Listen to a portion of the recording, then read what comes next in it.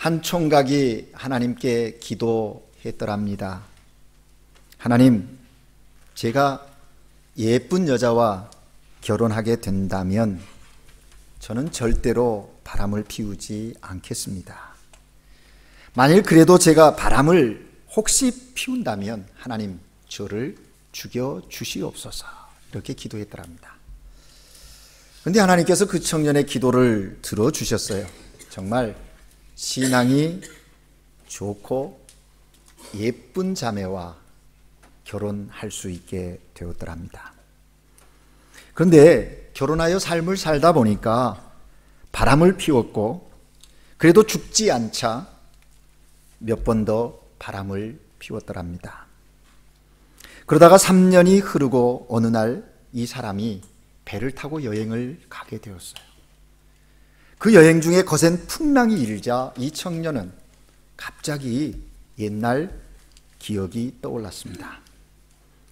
그는 무서웠지만 그래도 혼자가 아니고 이 배에는 100명 이상의 사람이 함께 타고 있으니까 설마 하나님이 나 하나 죽이려고 배를 가라앉히지 않겠지 하면서 한편으로는 안심하며 그 풍랑이 있는 그 상황에 두려우며 여행을 가고 있었더랍니다.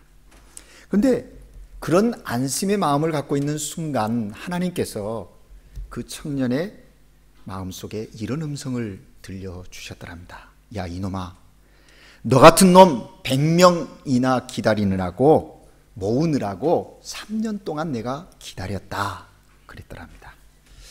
사랑하는 여러분, 예수 잘 믿어야 합니다. 우리가 믿음 생활하면서 내 믿음과 또 기도 드림과 삶이 일치하지 못할 때가 우리들 가운데 너무나 많습니다. 그래서 그런 속에서 갈등하고 고민하면서 왜 내 믿음은 이래야 하는가? 왜 내 믿음은 능력으로 삶 속에 나타나지 않는가? 이렇게 갈등하며 우리가 살아가요. 그런데 그런 갈등의 마음이 있는 것이 사실인데 부단히 그 믿음과 삶이 일치할 수 있도록 우리는 경건의 훈련을 계속해서 쉬지 않고 해야 하는 것입니다. 그런 경건의 훈련을 통해서 하나님의 마음을 알고 그리스도께서 나를 통하여 일하실 수 있도록 하나님께 더 가까이 나가는 우리의 삶이 되어야 한다 하는 것입니다. 우리 옆 사람과 서로 인사 나누십시다. 주님 사랑으로 사랑합니다.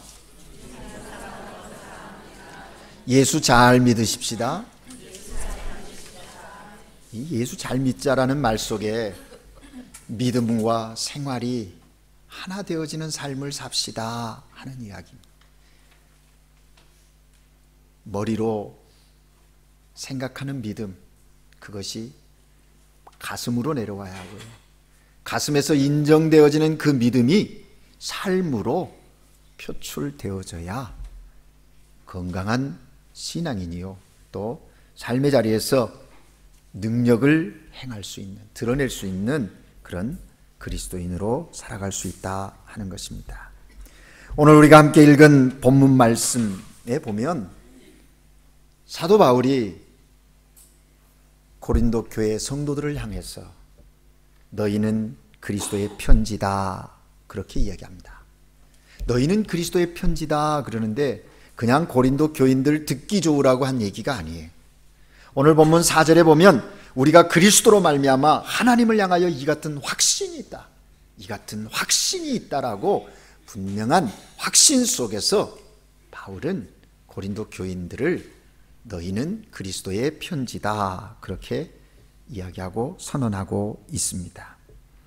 성경에 보면 그리스도인들의 역할을 비유로 표현하는 말들이 많이 나오고 있습니다.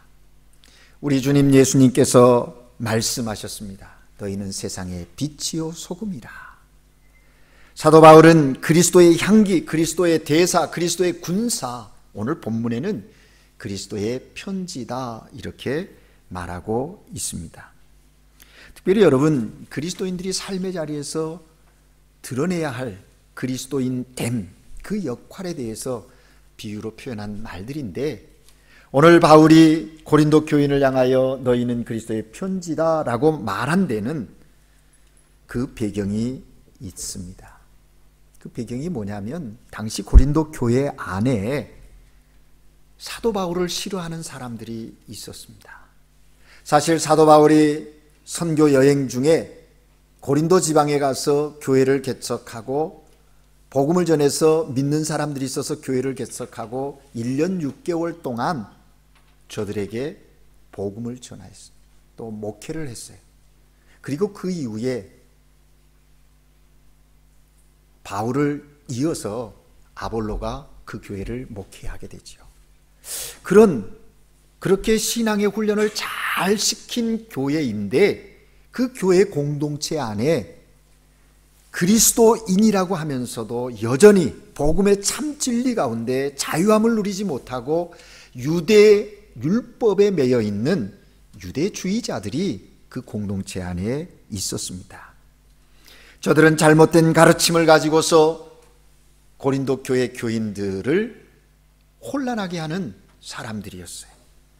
예수를 믿고 구원받았지만 완전한 구원을 받기 위해서는 여전히 유대 전통을 따라서 율법을 지켜야 한다고 주장하는 그런 사람들이 그 교회 공동체 안에 있었다는 거죠. 그래서 그들이 유대주의적인 신앙을 갖고 있는 저들이 바울을 좋아하지 않았어요. 왜?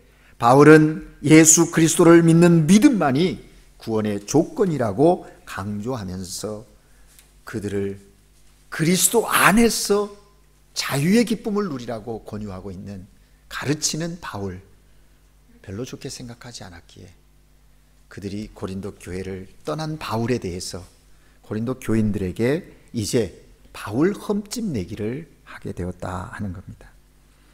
특별히 유대주의자들이 사도 바울의 사도성을 부인하는 그런 이야기들로서 교인들에게 바울이 진정한 사도가 아니다 라고 하면서 저들의 복음을 증거한 바울에 대해서 부정적인 마음 또 의심하는 마음을 갖게 했다 하는 겁니다. 저들이 바울의 사도성을 부인하는 이유는 자신들에게는 예루살렘 공회로부터 받은 인정되어지는 추천서가 있다는 겁니다. 그런데 사도 바울은 그런 추천서가 없다는 이유에, 그래서 이들은 추천서가 없는 바울은 자신이 스스로 사도라고 말할 뿐이지 어떤 공식적인 파송을 받은 그런 사도가 아니라고 공격하게 되었다 하는 겁니다.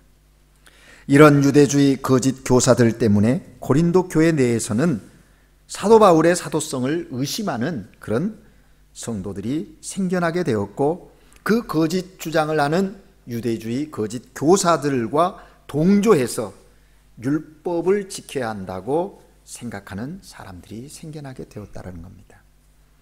그래서 사도 바울은 고린도 교회에 편지를 하는 거예요. 그러면서 오늘 1절에 이렇게 얘기합니다. 우리가 다시 자천하기를 시작하겠느냐? 우리가 어찌 어떤 사람처럼 추천서를 너희에게 붙이거나 혹은 너희에게 받거나 할 필요가 있겠느냐?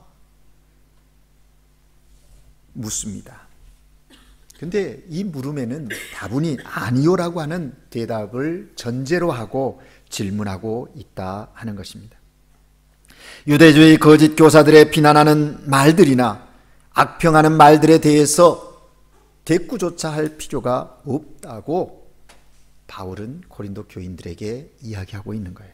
왜냐하면 사도 바울 자신은 예루살렘 교회가 준 추천서 때문에 사도가 된 사람이 아니라는 거죠. 인정합니다. 그러면 바울은 누구로 말미암아 사도가 되었는가? 누구로부터 사도됨을 인정받았는가? 바울은 이야기합니다. 부활하신 주님으로부터 직접 부름을 받았고 사도가 되었다는 겁니다.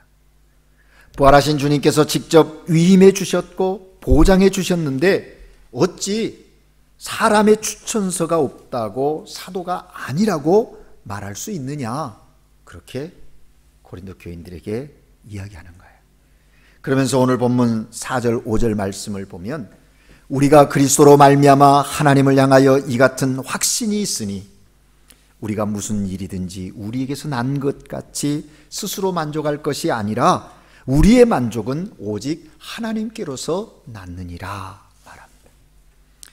여기 만족이라고 하는 번역된 이 단어의 원어의 의미는요, 충분한 그런 의미입니다. 사도 바울이 여기서 말하는 우리의 만족이라는 것은 본인 스스로 느끼는 그런 만족감을 뜻하는 것이 아니라 하나님께서 바울에게 채워주신 어떤 충분함을 가리키는 것입니다. 다시 말하면 사도로서의 자격이 충분하다. 나의 사도됨의 자격은 나에게서 비롯된 것이 아니라 하나님께서 부여하신 것이다 하는 얘기예요. 그래서 이 맥락으로 4절 5절을 다시 번역하여 읽으면 이렇게 읽을 수 있습니다. 우리는 그리스도로 말미암아 하나님께 확신을 가지고 이런 말을 합니다. 우리는 무슨 일을 하든지 그 자격이 우리에게서 나왔다고 생각하지 않습니다. 우리의 자격은 오직 하나님께로부터 나오는 것입니다 라고 읽을 수가 있다는 겁니다. 사랑하는 여러분, 이처럼 사도 바울은 자신이 하나님께로부터 친히 세움받은 사도라고 하는 사실에 대하여 분명한 확신을 가지고 있었습니다. 그래서 그는 사도 직분을 두고서 우리에게서 난 것 같이 생각하여 스스로 만족할 것이 아니다. 자기 자신에게 뭔가 특별한 재능이 있어서, 뭔가 남다른 영역이 있어서 그런 자격을 획득한 것이 아니라 그 자격은 오직 하나님께로부터 난 것이다 라고 이렇게 고백하고 선언하고 있는 것입니다. 하나님께서 친히 선택하시고 기름 부어 주심으로써 얻게 된 것이라는 분명한 확신이 있다는 거예요. 오늘 하나님께 예배드리는 사랑하는 여러분 모두가 하나님의 부르심에 대한 확신이 이 사도 바울과 같아지기를 주의 이름으로 축복합니다.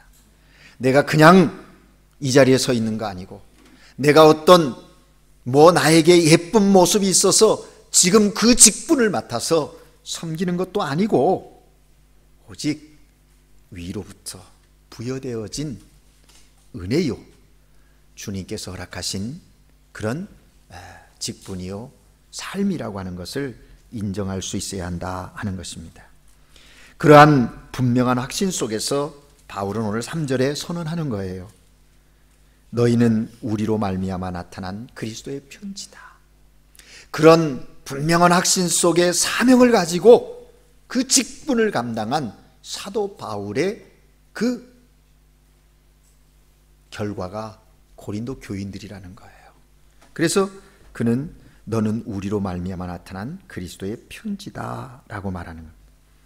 사도 바울은 자신을 대적하는 대적자들이 예루살렘 교회에서 보내준 추천서를 가지고 있다면 자기는 고린도 교회 성도들이 추천서이고 너희가 그리스도의 편지다 라고까지 발전시켜서 선언하고 있는 것을 보게 됩니다. 저들의 추천서와 바울이 이야기하는 그 그리스도의 편지에 대한 비교를 더 구체적으로 하고 있죠. 이는 먹으로 쓴 것이 아니고 살아계신 하나님의 영으로 쓴 것이고, 또 돌판에 쓴 것이 아니고 오직 육의 마음판에 쓴 것이라 라고 이야기하고 있는 겁니다. 그렇습니다. 여러분, 우리 성도들은 하나님의 영으로 신비에, 마음의 비에 새겨진 그리스도의 살아있는 편지라 하는 것입니다. 이러한 편지됨, 이것을 이제 우리의 삶 속에서 누려야 한다 하는 거예요. 그런데 여러분, 편지는 누가 보냈느냐, 그것에 따라서 그 가치가 현격하게 달라지는 것이죠. 누구의 편지냐, 그것이 대단히 중요한 겁니다. 오늘 본문에 보면 우리를 누구의 편지라고 말하고 있어요? 우리는 그리스도의 편지다 라고 말합니다. 그리스도께서 친히 우리의 마음과 영에 글을 새겨주신 그리스도의 편지다. 우나 까르타 데 그리스도, 그리스도의 편지다, 그런 얘기합니다. 다시 말하면 그 편지의 발롤은 그리스도에게 있다라는 것입니다. 보내신 분이 예수 그리스도입니다. 세상에서 그런 그 어떤 편지보다 귀한 그리스도의 편지라는 거예요. 그러므로 사랑하는 여러분, 우리가 세상을 살되 나는 그리스도의 편지다라고 하는 그런 자존감을 가지고 자랑스럽게 살아가셔야 합니다.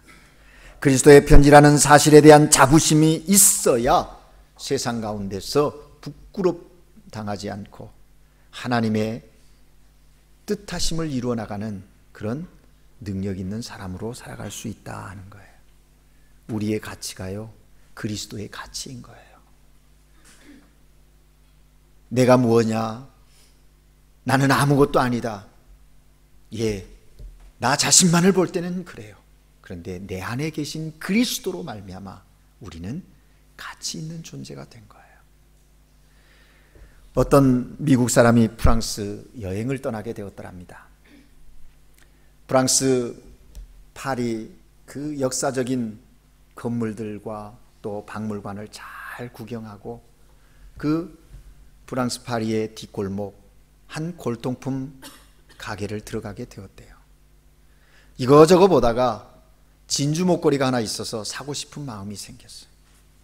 오래되고 낡은 것이어서 이미 색깔은 다 바랬지만 그 진주 목걸이에 장식되어 있는 장식품이 그의 눈길을 끌게 했더라는 거예요. 그래서 그 진주 목걸이를 들고 가서 주인에게 물었습니다. 얼마입니까? $500를 달래는 거예요. 그는 좀 비싼 듯 했지만 장식품이 마음에 들어서 그것을 사가지고 왔더랍니다. 그래서 자기 집 보석함에 넣어놓고 그렇게 그냥 생활하다가 급히 돈이 필요해서 프랑스에서 샀던 그 진주 목걸이를 팔아야겠다고 생각하고 이분이 집 근처에 있는 보석상을 찾아갔더랍니다. 그리고 보석상에게 그 진주 목걸이를 보여줬더니 주인이 돋보기를 가지고 그 진주 목걸이를 이리저리 살피더니 이분에게 이거 2만 불에 나에게 팔라고 하더랍니다. 깜짝 놀랐습니다. 500불에 산 거를 2만 불에. 이상하다. 그래서 이분이 그분에게 팔지 않고 좀 더 생각해 보겠다고 하면서 그것을 가지고 집으로 왔더랍니다. 그리고서 그것을 가지고 꽤 알려진 골동품 가게를 찾아가서 감정을 요구했답니다. 그랬더니 그 골동품 가게 주인이 한참 동안 그 진주 목걸이를 감정하더니 하는 말이 5만 달러에 팔라고 하더라는 겁니다. 그는 더 놀랐습니다. 알고 보니까 이 진주 목걸이가 한때 세계를 지배했던 위대한 영웅 나폴레옹이 사랑하는 아내 조세핀에게 주었던 목걸이더랍니다. 진주 목걸이를 자세히 보니까 그 장식품에 글이 써 있는데 사랑하는 조세핀에게 황제 나폴레옹으로부터 라는 글귀와 함께 거기에 나폴레옹의 친필 사인이 있었다라는 거예요.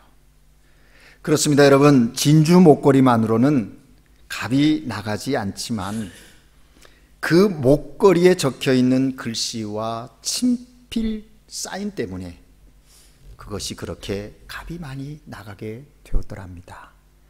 사랑하는 여러분, 우리도 마찬가지예요.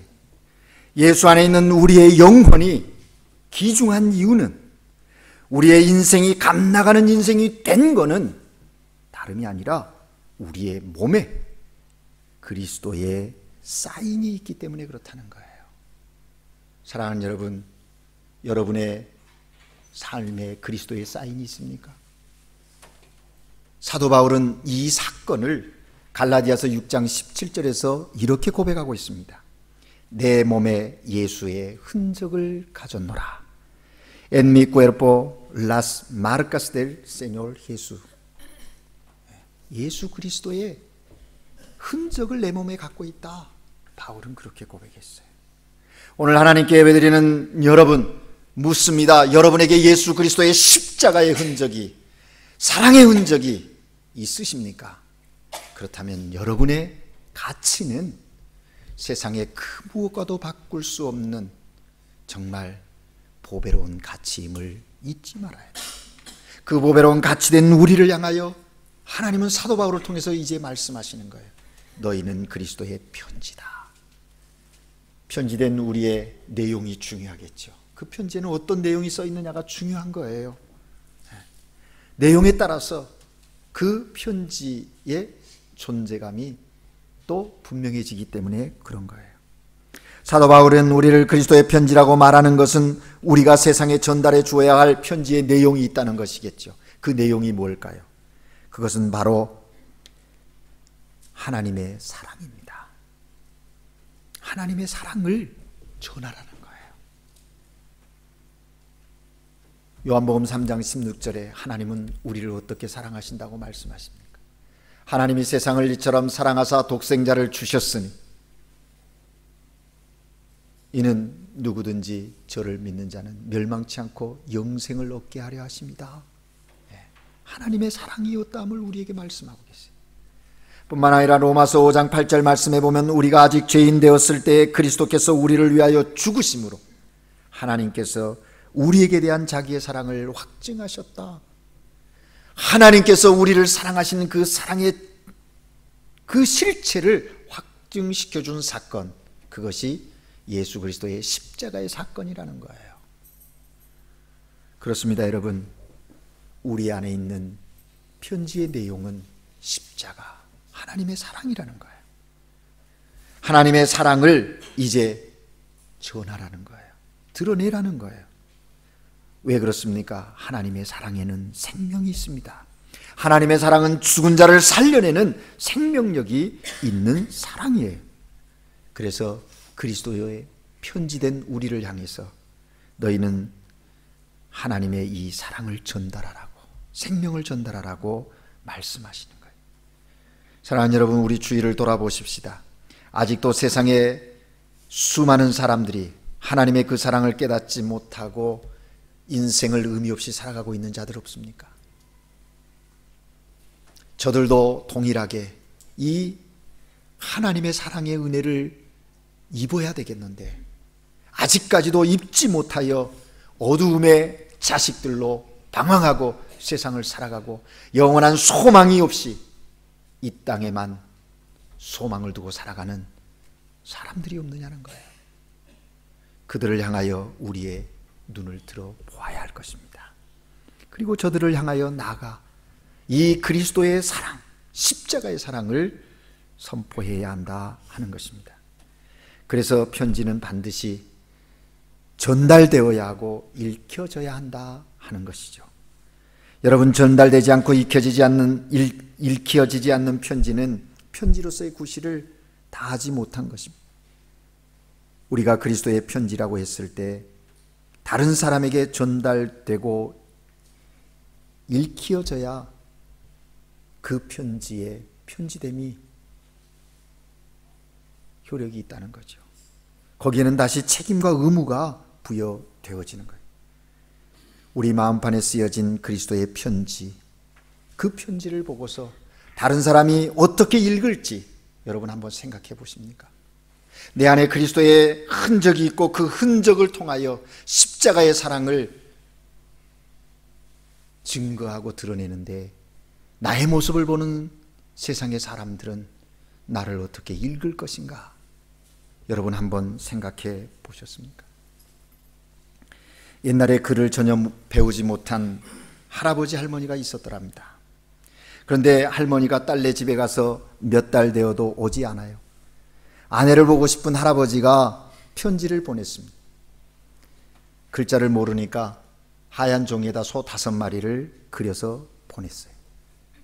그런데 얼마 후 아내인 할머니로부터 답장이 왔는데 역시 할머니도 글자를 모르니까 할머니도 하얀 백지에다 감 3개를 그려서 편지로 보냈답니다.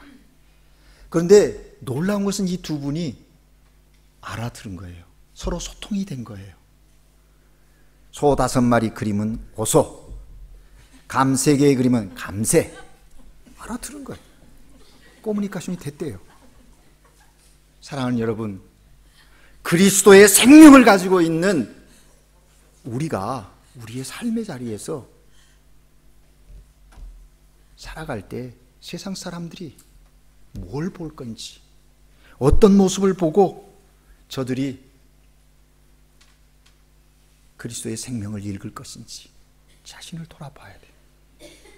우리의 얼굴 표정, 우리의 말씨, 우리의 마음 씀씀이는 곧 그리스도의 편지의 구실을 하는데, 세상 사람들은 나의 얼굴에서, 나의 말에서, 나의 행동에서 예수 그리스도를 분명하게 읽게 된다는 거예요. 그러므로 우리는 우리의 삶의 모든 영역 속에 그리스도의 생명이 드러나도록 그리스도의 편지로 살아가야 한다 하는 것입니다. 종종 오늘 현실의 삶 속에서 많은 사람들이 자기가 교회 다닌다라고 하는 사실을 밝히기를 꺼려하는 사람들 만날 때가 있습니다. 왜 그런가? 조롱거리가 되거나 왕따 당하고 싶지 않아서, 또 한편으로는 괜히 말해가지고 불편하고 또 어색하고 뭔가 구속되어지는 그런 일들이 있을 것 같으니까 그냥 조용히 지나가고 싶어하는 모습들이 있어요. 여러분 가운데 그런 분 안 계시겠지요? 종교개혁자 마르틴 루터는 이런 얘기를 했습니다. 그리스도인은 성경책을 보고 예수를 믿지만 그리스도인이 아닌 사람들은 그리스도인을 보고 예수를 믿는다. 맞는 말이라고 생각합니다. 우리는 성경에 하나님의 사랑, 하나님의 은혜, 하나님이 누구신지, 예수가 어떤 일을 하셨는지, 그래서 그거를 알고 믿어요. 그 사랑을 확인하고 감사하고 믿음 생활을 해요. 그러나 성경을 알지 못하는 세상 사람들은요, 그리스도의 편지인 우리를 통해서 하나님을 알아가고 하나님의 사랑을 발견한다는 사실이에요. 그러기에 우리는 우리의 삶으로, 우리의 성품으로, 우리의 습관으로 하나님의 사랑을 보여주어야 한다는 거예요. 종종 저 사람만 같으면 나도 예수 믿겠어 라고 하는 소리를 들을 때가 있습니다. 그런가 하면 또 저 사람 때문에 나는 교회 나가기 싫어, 나갈 마음 없어, 그런 이야기도 듣습니다. 우리는 생각해야 합니다. 나는 그리스도의 편지로 오늘 나의 삶의 자리에서 읽혀지고 있다. 그걸 생각하면서 삶의 자리에 정말 빛의 사자들로서 그리스도의 사랑, 그 십자가의 복음을 증거하는 하나님의 사람들로 오늘을 살아갈 수 있기를 주의 이름으로 축복합니다. 우리는 내가 그리스도의 사도라는 확신이 있어야 합니다. 그리스도께서 나를 보내셨다, 지금 내 삶의 자리에 있게 하셨다, 지금 이 일을 하게 하셨다고 하는 확실한 사명이 있어야 합니다. 나 자신이 그리스도의 편지라고 하는 확신이 있어야 합니다. 하나님이 나를 그리스도의 편지로 쓰신다고 하는 확신이 있을 때 온전한 그리스도인, 본이 되는 그리스도인으로 이 세상 사람들이 읽을 수 있는 그리스도의 편지된 삶을 살게 된다는 거예요. 오늘 하나님께 예배드리는 우리 모두가 이러한 참된 그리스도의 편지 되는 삶 살아가시기를 주의 이름으로 축복합니다. 기도하겠습니다. 하나님 아버지, 오늘 이 아침에도 주 앞에 나와 예배하며 우리를 향한 하나님의 사랑이 무엇인지, 또 우리를 통하여 이 역사 속의 삶의 자리에서 어떠한 삶 살기를 원하신지 사도 바울을 통하여 말씀해 주시니 감사합니다. 우리를 사랑하시는 하나님의 사랑에 대한 확신이 있게 하시고, 하나님께서 지금 삶의 자리에 보내셨으니 그 보냄의 뜻을 따라 참된 그리스도의 편지로 사명을 다할 수 있는 하나님의 사람들 되게 하옵소서. 빛을 전하는 빛의 자녀로 일상을 살아가는 주의 백성들 되게 하옵소서. 예수 그리스도 이름으로 기도합니다. 아멘.